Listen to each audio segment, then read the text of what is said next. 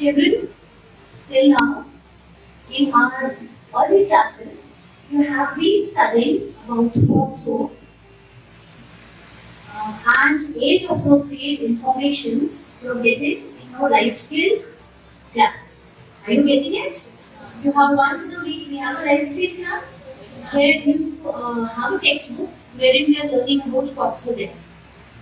Now we all are very lucky that today three very special personalities who are from legal background, they are from legal department, they are here with us and who can share the first-hand information because it is these people who are dealing with these law POCSO.